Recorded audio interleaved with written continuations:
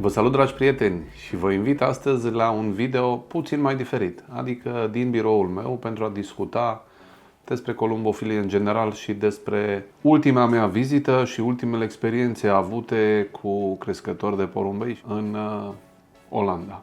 Dar până la intra în subiect, vreau să vă spun că aproape 60% din cei care priviți videourile noastre încă nu v-ați abonat. Și chiar e păcat să nu faceți și vă invit cu tot dragul să o faceți. Abonarea voastră la canalul meu îmi dă curaj și îmi dă forță să mă duc mai departe și să găsesc crescători deosebiți, să creez firme deosebite din care să învățăm cu toții și mai ales în secțiunea de comentarii să putem dialoga împreună și să putem să ne împărtășim experiențele. Pentru că ținta mea este să creez cea mai frumoasă comunitate internațională a iubitorilor porumbeilor de curse. Așa cum v-am spus, am făcut o vizită în țara lalelelor, în Olanda, pentru a vedea niște porumbei deosebiți, niște crescătorii deosebite și pentru a participa la o licitație deosebită. Și sunt sigur că vă întrebați bine și ce e cu video ăsta. Ei bine, vreau să vă descriu puțin profesionalismul celor pe care i-am vizitat și ce putem noi învăța de acolo. Și când spun noi, mă refer la noi românii, pentru că eu sunt român și trăiesc într-o țară în care sportul columbofil a luat un avânt fantastic, dar sunt convins că se poate și mai bine. Dar bineînțeles și voi în țările voastre, cei care, cu ajutorul rețelelor sociale, puteți să vedeți cum se desfășoară sportul cu porumbei în Belgia, în Olanda, în Germania, în Anglia, în România, în Polonia și cine știe pe mai unde pe globul pământesc.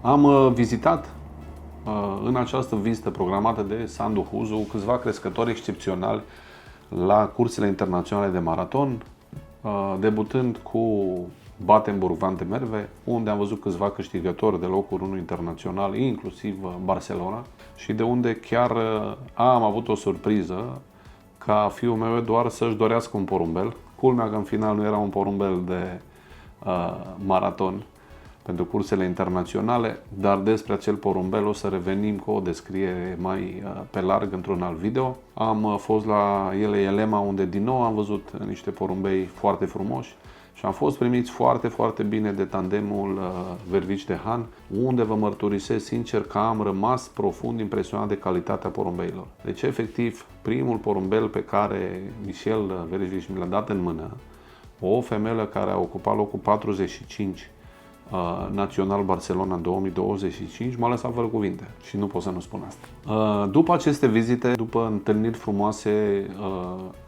cine deosebite, stropite de bere bună sau de vin bun în funcție de moment, și de întâlniri cu prieteni români care ne-au însoțit, în special îl salut pe Claudiu Blenda, dacă cumva va vedea acest video, care ne-a ajutat și cu traducerile și a fost cu noi în această vizită în care, așa cum v-am spus, am participat alături de fiul meu Eduard, care, spre surpriza mea, în momentul când i-am propus să facem o vizită în Olanda, să vedem porumbei, a acceptat. Sandu a fost cu Rareș, băiatul lui, și cu noi a mai fost și Claudiu Roman de la Sibiu. Cam asta a fost gașca care a mers în Olanda să vadă crescători, să vadă porumbei și să vedem și o licitație excepțională. De ce îi spun excepțională? Pentru că m-a impresionat în mod deosebit calitatea organizării acesteia. Vorbesc despre licitația celor de la Golden Duif, numită Golden Ten. Acolo se desfășoară în 2 zile consecutiv o licitație extrem de interesantă, care și în acest an a adus surprize mari.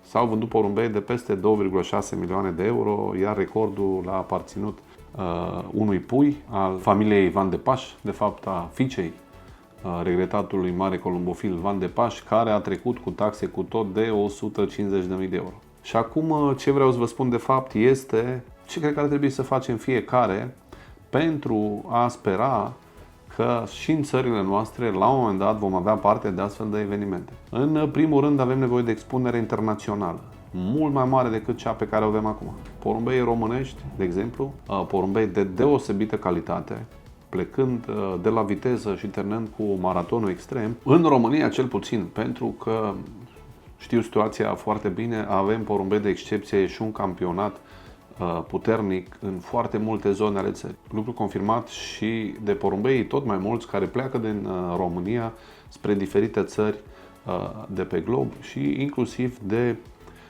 delegații chinezi care vin în România să achiziționeze porumbei în ultimii 2 ani la sume frumoase, dacă pot să zic așa.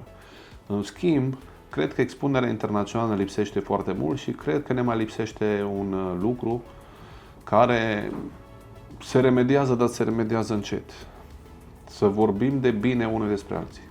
Cu aceleași cuvinte cu care vorbim de rău, cu aceleași cuvinte vorbim și de bine. Și cred că un lucru esențial ar fi pentru noi românii și pentru orice columbofil din lumea asta să-și vorbească de bine conaționali. Știu că e greu, știu că provenim dintr-o cultură comunistă care ne-a făcut poate răi și egoiști, dar cred că este posibil. O prezență internațională mai puternică și când mă refer la o prezență internațională, asta înseamnă columbodroame de top, unde avem câțiva jucători buni, dar sunt convins că avem mai mulți, expoziții internaționale unde să fim prezenți cu standuri, catalogele și revistele internaționale care oferă pagini pentru publicitate și adaptabilitate, bineînțeles, la cerințele pieței. Iar acest video este un video pur despre business-ul cu porumbei și un soi de mini-manual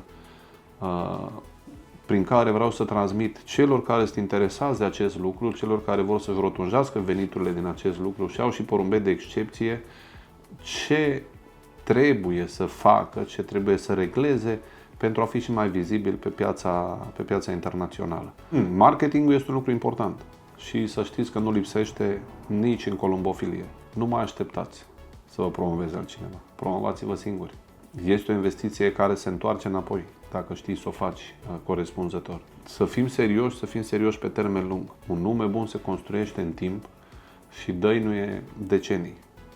Și dau același sfat oricăror columbofili din țările mai noi din columbofilie, din țările mai mici din columbofilie și am exemple de crescători sau de organizații columbofile din țări foarte mici care fac lucruri foarte mari.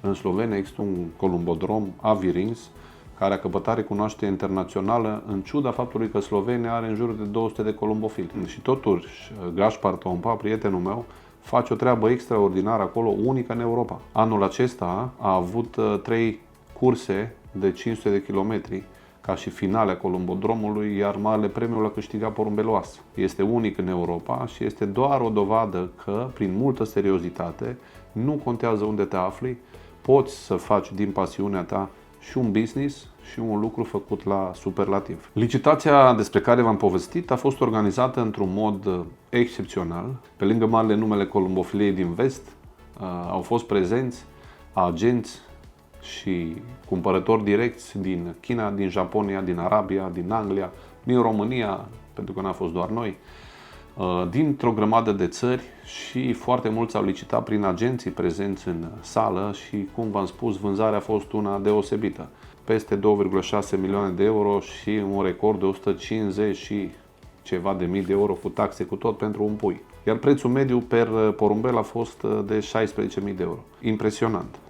Dar să nu uităm că de Duif are o vechime de câțiva zeci de ani și face lucrurile foarte serios. Pentru asta îmi permit și în acest video să-i felicit. Sunt convins că acest model se poate extinde oriunde în lume cu multă seriozitate. Pentru hateri, sunt convins că vor fi o grămadă care vor viziona și acest video. Vreau să vă spun câteva aspecte deosebit de importante. Oamenii de marketing sunt necesari în 2025. Sunt oxigen pentru orice business. Fie că vinzi porumbei, fie că vinzi diamante, ai nevoie de oameni foarte buni de marketing și nu-i mai hate-uiți, ca să zic așa. Avem mare nevoie de aceștia ca să ne prezinte într-o lumină favorabilă atât columbofilii din România cât și columbofilii din toată lumea. Mai mult, cred că avem nevoie de mai mulți oameni de marketing în columbofilia română, de mai mulți oameni care să vorbească frumos de columbofilia română și de mai mulți oameni care să vorbească frumos de țara în care sunteți voi, cei care nu sunteți din România. Asta au făcut, de fapt, belgienii și olandezii. Un sistem de concursuri foarte bun, foarte sigur, concursuri care se mai schimbă din când în când, în ciuda faptului că unii au impresia că nu se schimbă niciodată. Există câteva etape de anvergură, într-adevăr, care valorează atât de mult încât nu pot fi schimbate, dar ceea ce fac cei de acolo fac lucrurile cu seriozitate. Și asta am vrut să împărtășesc cu voi. Nu doar ce am văzut acolo, ci o seriozitate pe care aș vrea să o export în toate țările de pe glob. Să știți că avem în mâna noastră o pasăre incredibilă pe care ne-a dat-o Dumnezeu. Porumbelul voiajor este o pasăre unică, cum nu mai există pe lumea asta. E pur și simplu unic și magic. Se întoarce acasă de la sute de kilometri, de la peste 1000 de kilometri câteodată în prima zi de concurs și este o pasăre magică pe care este necesar să o tratăm cu un deosebit respect. Porumbelul în sine, că până la urmă e esența pasiunii noastre. Și cred că această pasăre care face eforturi supra-omenești, deși e impropriu spus, eforturi fenomenale pentru a reveni acasă, indiferent de condițiile meteo, merită din partea noastră să o punem pe un piedestal de aur, să îi facem cea mai frumoasă promovare, cel mai frumos marketing și da, unii dintre noi vor și vinde porumbei și să dea Dumnezeu să se și îmbogățească, deși nu sunt foarte multe cazuri de îmbogățire, dar își pot rotunji veniturile dacă fac lucrurile serios și dacă sunt prezenți în ceea ce înseamnă piața globală într-o lume globalizată. Sper că sfaturile mele v-au fost utile și aștept opiniile voastre în comentarii și vă doresc tuturor succes mai departe cu porumbei voștri și bineînțeles succes în tot ce faceți. Salutări din Oradea, din România!